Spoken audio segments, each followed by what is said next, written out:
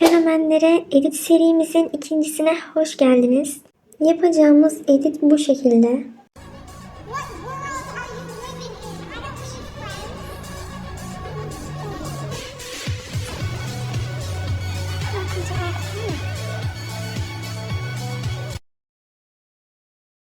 Ben zaten sesi ayarlamıştım. Aynı zamanda video kliplerini de ayarladım.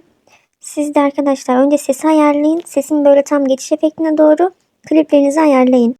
Ben başa değişik bir şekilde ghost efekti yapıyorum. O yüzden bunu ilk önce kopyalamamız lazım. İkinci kısmı. Evet, kopyaladıktan sonra donduruyoruz ve başa getiriyoruz. Burada bayağı uzun sürmüş. Videolardan sıkılıyorsanız 2x'te izleyin. Ben gerçekten değerli bilgiler veriyorum. Bunu size hiç kimse vermez. O yüzden normal size çok yavaş geliyorsa 2x'te izleyebilirsiniz. Çok daha iyi olur sizin için.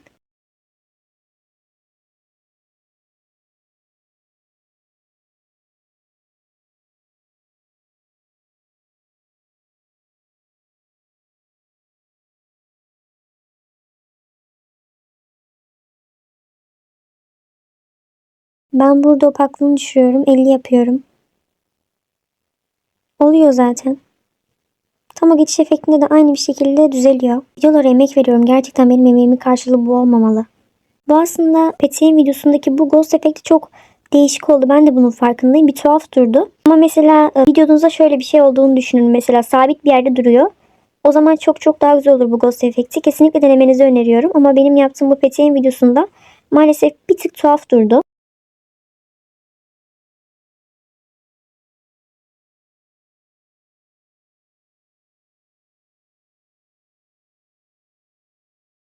Evet, şimdi asıl ghost'a geliyoruz.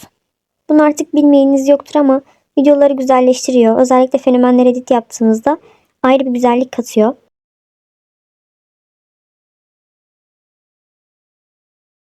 Başına ve sonuna kristal ekliyoruz.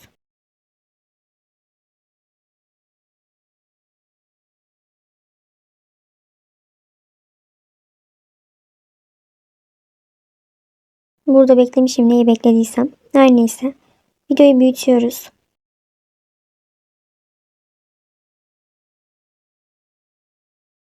Opaklığını düşürüyoruz. 63 yaptım ben. De sizden rica ediyorum, yani YouTube'da kimse böyle video paylaşmıyor. Bunları bir tek ben çekiyorum. Bir zahmet destek çıkın da bu videoların devamı gelsin. Grafiklerde benim bastığım yere basın. Sonra animasyonlar, dış karartma. Onu da ayarlayın.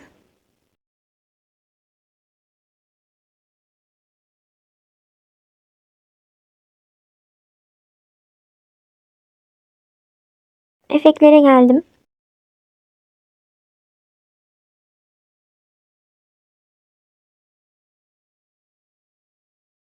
Dokuz ekran. Bu mükemmel bir efekt arkadaşlar. Yani bunu kesinlikle deneyin. Videolarınızı dehşet güzelleştiriyor. Ben bunu çok fazla kullandım ve çok memnunum. İlk başta 9 ekran eklemiştik. Daha sonra o 9 ekranı büyütüyoruz. Burada video bulanıklaşıyor ama hiç problem değil. Bulanık olması yani bir şeye fayda etmiyor, göze batmıyor. Çünkü maksimum 1 saniye oluyor.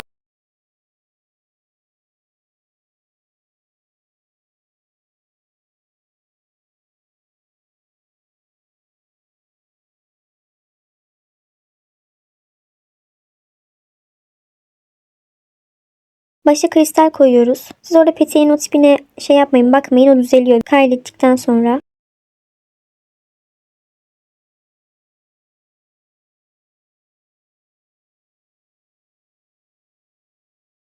Ortaya geliyoruz ve bunu birazcık yukarı çekiyoruz. Çok değil. Bakın benim yaptığım gibi yapın. Çok değil. Bunu arkadaşlar full aşağı indiriyoruz, yani en aşağı.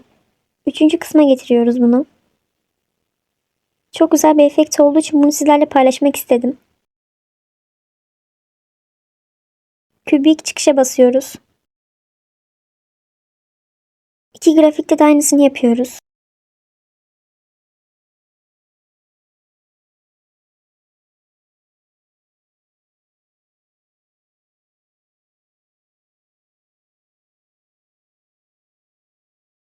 Lens.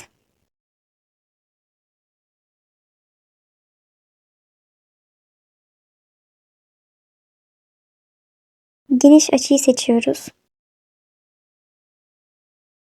Geniş açı ilk başta 0. Kristal koyduktan sonra 0'a getiriyoruz. Ortadaki kristali eklediğimizde ana videoya tekrardan aynı şekilde kristal ekliyoruz. Ve bunun da ayarını 54 yapıyoruz.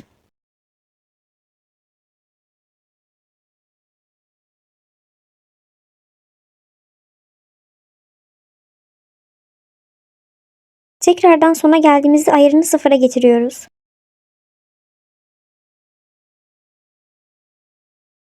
Dördüncü kısma geldik arkadaşlar. Bu arada video dehşet uzun olduğu için ben yaptığım kaliteyi başka bir videomda paylaşacağım. Dördüncü yere geldiğimizde ilk öncelikle ayarlarda doygunluğu eksi 50 yapıyoruz. Daha sonra kopyalıyoruz. Aşağı indiriyoruz bindirme ile.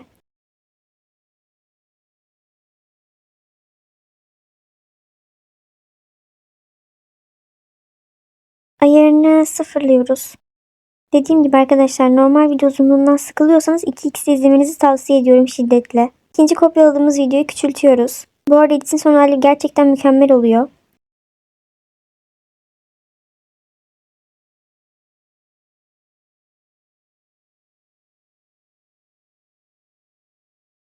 İkinci kısmı tekrardan kopyalıyoruz. Burada saniyesini ayarlıyoruz. Orta kısmını yapın. Mesela 8 ise 4 yapın. 10 ise 5 yapın. Öyle ayarlıyorsunuz.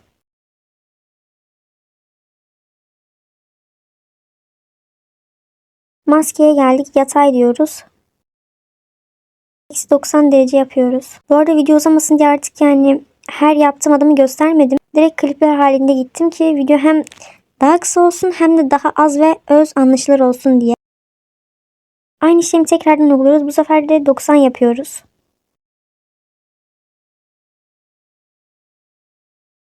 Oldu zaten. Çoğu oldu. Şimdi tekrardan devam ediyoruz.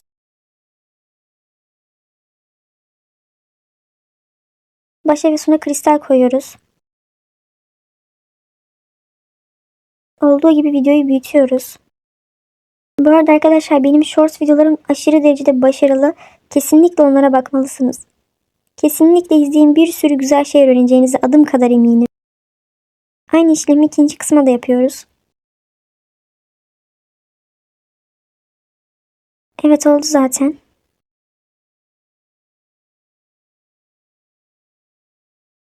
Kübik çıkış grafiğini ekliyoruz.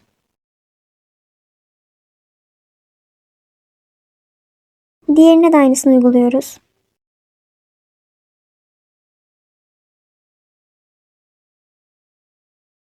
Şimdi arkadaşlar ben buraya değişiklik olsun diye tekrardan flash yapmak istedim. Beyaz flash.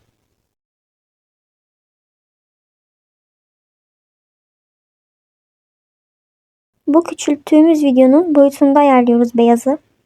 Beyaz rengi.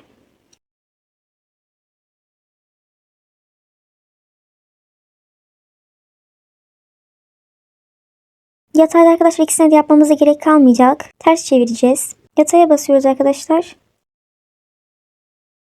Ters çevirdik.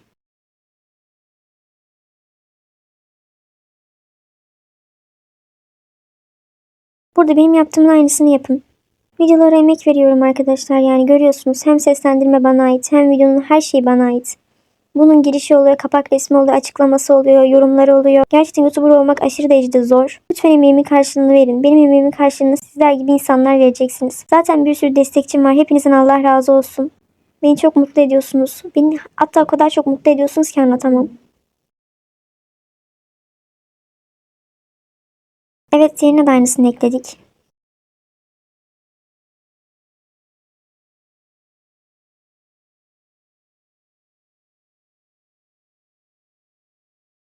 Diğer efektimize geldi sıra. Orta kısmından ayırıyoruz ikisini de. Dediğim gibi aynı mantık. 10 ise 5, 8 ise 4, 6 ise 3 şekilde yapıyoruz.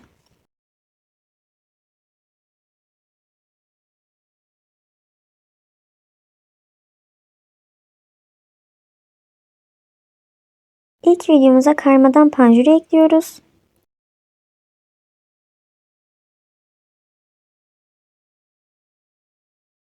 İkinci videomuzda ise animasyonlar iç tekrardan panjuru ekliyoruz.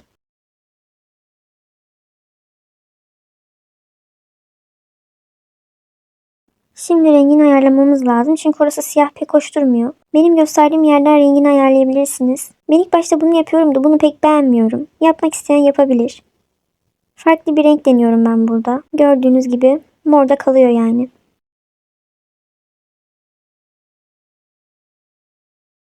Daha sonra tümünü uyguluyorum ben. Şu an oldu ikisinde de. Videonun son hali gerçekten çok mükemmel oluyor. Ben bu videoyu paylaşırken oraya zaten çoktan atmış olacağım. Lütfen bakın yani oraya da. Çok beğeneceğinize eminim, çok mükemmel oluyor. Yaptığım şeyleri zaten TikTok'ta paylaşıyorum. TikTok'ta bir hesabım var. Onu da beğeneceğinize adım kadar eminim. Son klibimiz vardı ya arkadaşlar. Onu biz ilk videomuzun orijinal haliyle o kısımda o yavaşlatmayı ve hızı ayarlıyoruz saniyeyi. Daha sonra 1.6 saniye olaraktan kaydediyoruz. Artık sizde kaç saniye olur bilmiyorum ama ona göre ayarlayabilirsiniz. Tekrardan ben burada yeşil ekranı ekliyorum. Yeşil ekran yapıyorum burada. Çünkü tekrardan kaydetmem lazım. Bu birazcık karışık ve zor bir efekt. Yani bunu umarım güzel anlatabilirim size. İkiye bölüyoruz, yine aynı mantık.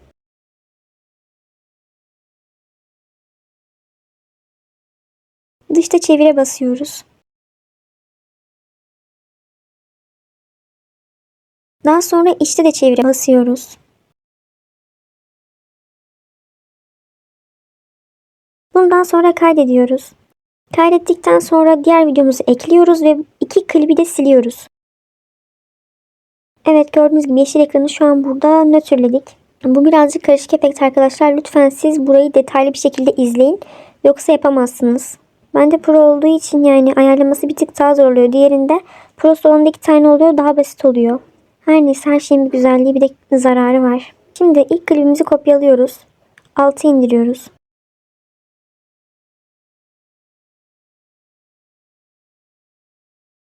Ve yukarı çıkarıyoruz.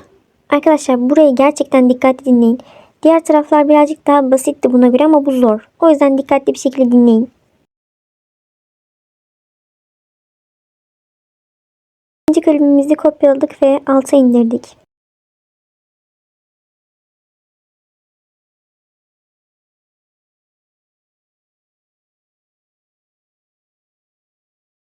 Tekrar 2'ye basıyoruz. İlke ve hemen yanına kristal ekliyoruz. Onu aşağı getiriyoruz.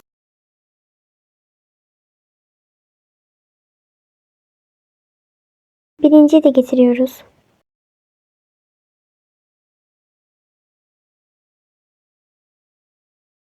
Kübik çıkış grafiğini kullanıyoruz yine.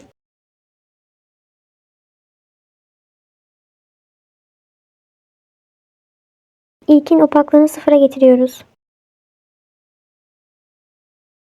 Tekrardan aynı işlemi uyguluyoruz. Siz de uygulayın. Ama dediğim gibi eğer yapamazsanız tekrar başa sarın ve öyle deneyin. Öyle güzel bir şekilde yaparsınız eminim. Veya yavaşlatarak izleyin burayı. Aynı grafiği de ekledik tekrardan. Daha sonra sona ve hemen sonun bir yanına kristal ekliyoruz. Oluyor zaten. Bakın işte bu görüntüyü vermeye çalışıyoruz. 2'yi tekrardan ben kopyaladım.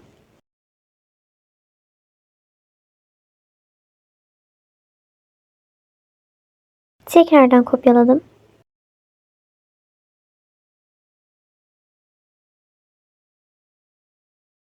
Tekrardan kopyaladım.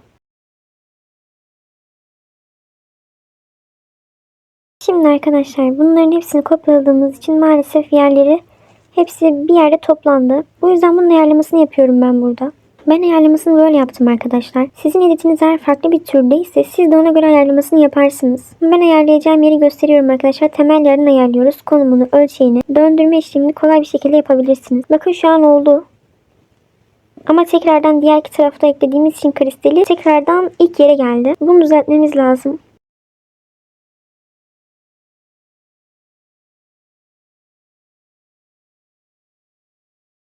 Burada tekrardan düzeltiyorum.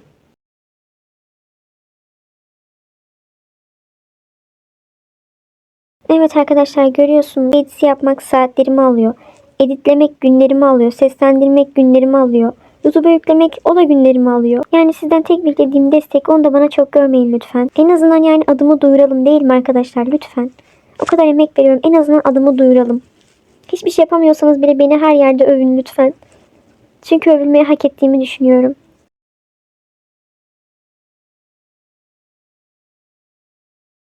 Bunu da alta doğru indiriyoruz.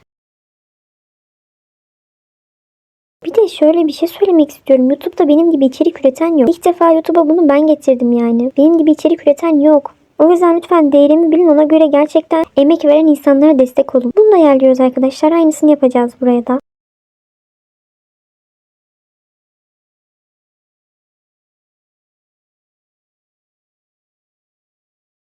Konum önemli oluyor. Özellikle de aynı sayıları yaptığınızdan emin olun. Tekrar tekrar kontrol edin ki eşitlik sağlansın.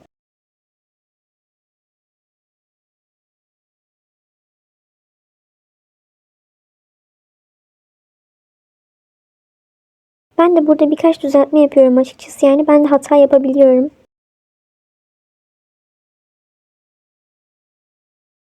Bunu da aşağı indiriyorum. Y ekseninden.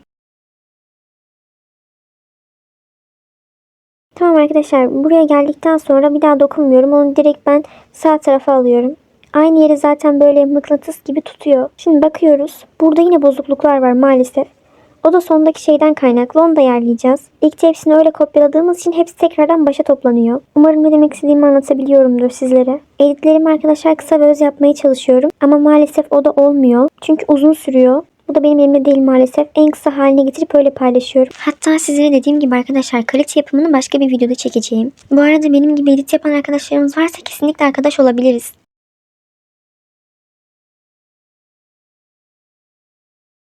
Burada katmanlarını ayarlamamız lazım.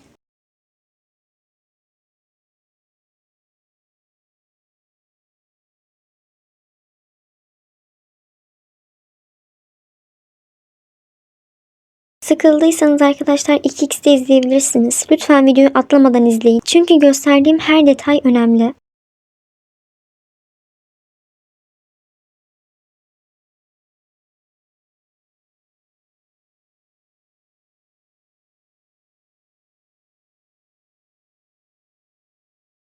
Burada da katmanlarını ayarlıyoruz. Evet, şu an ayarladık. Sonunda çok şükür ayarladık.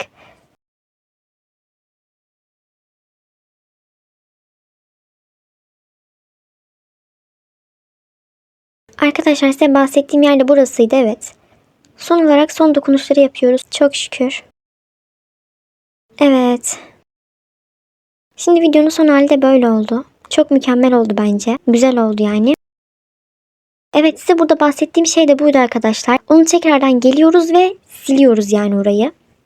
Yaptığımız videoyu da tekrardan ekliyoruz. Ben sona ekledim, yani sonunda çok boş kaldı. Bu yüzden oraya da siyah bir şey yaptım.